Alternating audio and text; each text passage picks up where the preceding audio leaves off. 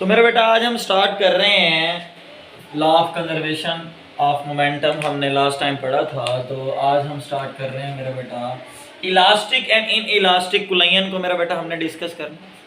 लेकिन फर्स्टली आप लोगों को पता होना चाहिए ये कुलयन क्या है। हम इलास्टिक एंड इन इलास्टिक पे भी जाते हैं, तो मेरा बेटा हमने ये देखना है कि कुलयन क्या है।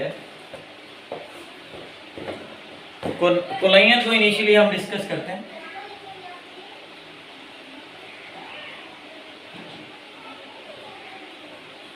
कुलयन के लिए ना मेरा बेटा देखें, चाहे इलास्टिक कुलयन हो चाहे इन इलास्टिक कुलयन हो, कुलयन के लिए मेरा बेटा एक कंडीशन है कि जिन ऑब्जेक्ट्स की आपने कुलयन करनी है ना, वो जो ऑब्जेक्ट्स हैं वो किस तरह के होने चाहिए। तो कुलयन के लिए ये देखना जरूरी है।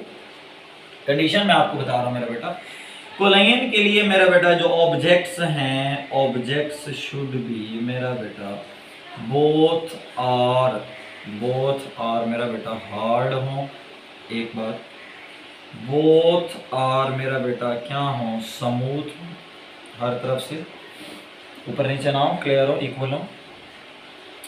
और मेरा बेटा बोथ नॉन रोटेटिंग हो, ये सबसे अहम बात, नॉन रोटेटिंग।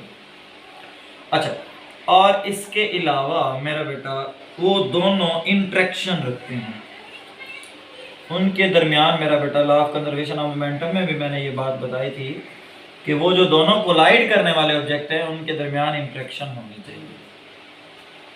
अब कुलयन क्या है, वो इसी से रिलेटेड है, इंट्रैक्शन से रिलेटेड। वो कैसे कि टू ऑब्जेक्ट्स, दो ऑब्जेक्ट्स हों, comes very close to each other, अपने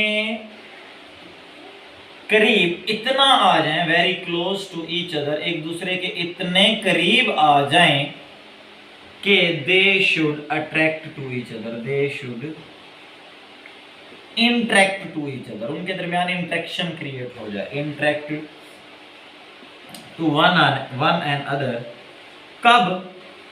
कब मेरा बेटा, चाहे there exist an external force, exist करे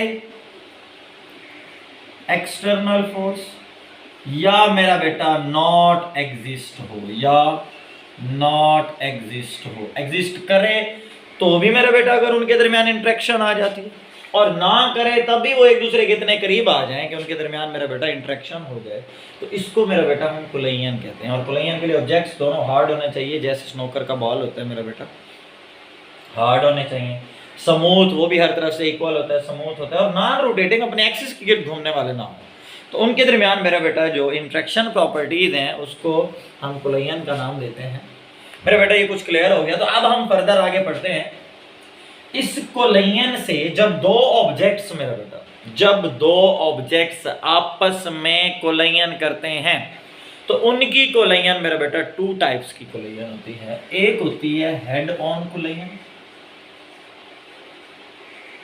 हेड ऑन कुलयन, और दूसरा मेरा बेटा होती है ओब्लीक कुलयन। दूसरा कौन सी होती है, ओब्लीक कुलयन। हेड ऑन कुलयन कौन सी होती है कि आफ्टर कुलयन मेरा बेटा, आफ्टर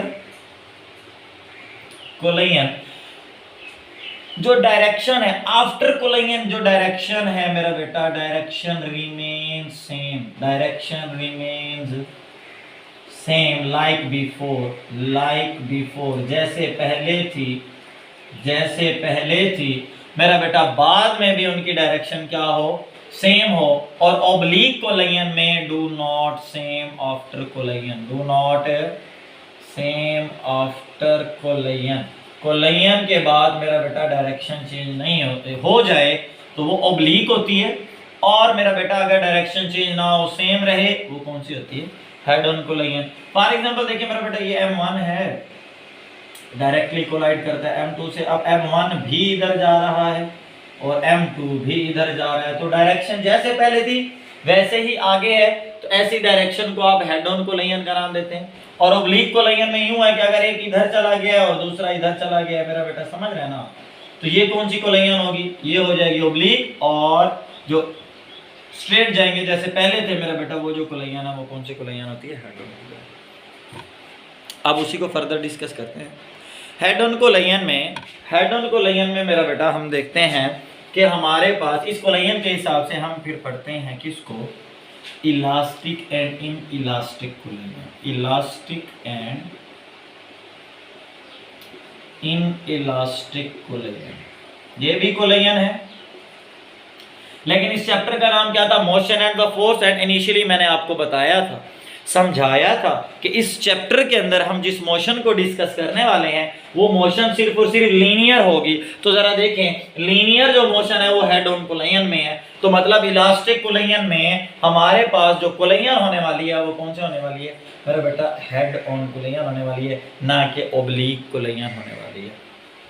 इलास्टिक कोलिजन क्या होती है मैं आपको समझाता हूं कि ना, इलास्टिक कोलिजन में there is no loss of kinetic energy. मेरा बेटा कोई लॉस नहीं होता। कौन सी एनर्जी का लॉस नहीं होता मेरा बेटा, काइनेटिक एनर्जी का। या इसकी दूसरी डेफिनेशन याद कर सकते हैं कि collision in which the kinetic energy is conserved, save हो जाए, no loss of kinetic energy हो, काइनेटिक एनर्जी कंजर्व हो जाए, तो मेरा बेटा वो क्या होती है, इलास्टिक कोलिजन होती है। इसकी एग्जांपल हम लेते हैं bouncing back of a ball, कहां से मेरा बेटा, फ्रॉम मार्बल फ्लोर। अब मार्बल फ्लोर है ना, जैसे आपने क्या किया मेरा बेटा, जरा कोलिजन को समझिएगा, यहाँ पर काइनेटिक एनर्जी कैसे कंजर्व हो रही है कि जैसे मैं एक बॉल को ऐसे नीचे फेंकता हूं ना, वो डायरेक्टली अप्रोच करती है, कोशिश करती है, ट्राई करती है अपने उस इनिशियल पॉइंट तक आने की। तो मेरा बेटा वो मार्बल फ्लोर से फ्रिक्शन हुई, सही, ये नहीं है कि फ्रिक्शन नहीं हुई, थोड़ा बहुत एनर्जी का लॉस हुआ है, उसको निग्लेक्ट कर दिया, वो निग्लिजिबल है। जैसे ही आपने बॉल को नीचे मारा तो मेरा बेटा वो बॉल कहाँ आ गई, वापसी उसी पॉइंट पर आ गई। तो जब उस पॉइंट पर आती है तो मेरे बेटा वहां पर no loss of kinetic energy, object move करता हुआ गया, मूव करता हुआ आया, due to motion energy is possessed, कौन सी है मेरा बेटा, काइनेटिक एनर्जी है। अब बाउंसिंग बैक, गया भी सही आया भी सही, उसी पॉइंट, जिस पॉइंट से गिराया था उसी पॉइंट पे दोबारा वापस अप्रोच कर गया, तो मेरा बेटा ऐसी जिसमें लॉस ऑफ एनर्जी कम हो, उसे क्या कहते हैं मेरा बेटा, इलास्टिक कोलिजन कहते हैं। चाहे कोई भी कोलिजन है मेरा बेटा, कोई भी कोलिजन, इलास्टिक इनइलास्टिक, आपको एक बात तो पता होना चाहिए कि इनमें जो मोमेंटम होता है ना वो कंजर्व हो जाता है, momentum same, momentum remains constant, वो सेम रहता है, ठीक है ना। ऑल टाइप्स ऑफ एनर्जी भी सेम रहती है, लेकिन सिर्फ काइनेटिक एनर्जी का जहां पर कंजर्व हो जाए वो इलास्टिक, और जहां पर ना हो, मतलब देखें यहां पर no loss of kinetic energy था, इन इलास्टिक में क्या होगा, इन इलास्टिक में होगा लॉस ऑफ काइनेटिक एनर्जी, या in which kinetic energy is not conserve, जिसके अंदर काइनेटिक एनर्जी मेरा बेटा कंजर्व ना हो, वो कौन सी कोलिजन है, या काइनेटिक एनर्जी का लॉस हो जाए, कौन सी कोलिजन होगी, इन इलास्टिक कोलिजन होगी। इसकी एग्जांपल मैं आपको देता हूं कि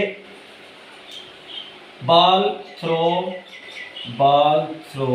फ्रॉम या बाउंसिंग बैक या थ्रो सैंडी फ्लोर, एक सैंडी फ्लोर के ऊपर, रेत वाले फर्श के ऊपर, जहां पर रेत को इकट्ठा किया हुआ है, मैं क्या करता हूं मेरा बेटा, मैं बॉल को फेंकता हूं तो वो डायरेक्टली मेरे पास आता है ना, it will not come like that ball which was colliding to the marble floor, इसकी तरह मेरे पास नहीं आने वाली मेरा बेटा वो बॉल, वो तो सैंडी फ्लोर से टकराई है, सैंड ने उसकी सारी एनर्जी को अपने अंदर कंजर्व कर लिया, बॉल को तो दी ही नहीं एनर्जी, जो कि मोशन कर रही थी उसको तो दी ही नहीं, तो मेरा बेटा वो बॉल वापस नहीं आई, तो एक और ऑब्जेक्ट ने उसकी एनर्जी को कंजर्व कर लिया मेरा बेटा, तो वो जो जिसमें लॉस हो गया काइनेटिक एनर्जी का, जिसमें वो ऑब्जेक्ट एनर्जी को कंजर्व नहीं कर सका, तो ऐसी कोलिजन को मेरा बेटा किसका नाम देते हैं हम, इन इलास्टिक कोलिजन का नाम देते हैं। I hope it will clear. इसमें भी मेरा बेटा मोमेंटम क्लियर होता है, मोमेंटम कांस्टेंट रहता है, मोमेंटम कंजर्व रहता है। आई होप कि ये मेरा बेटा आपको जो कोलिजन है इट विल बी क्लियर।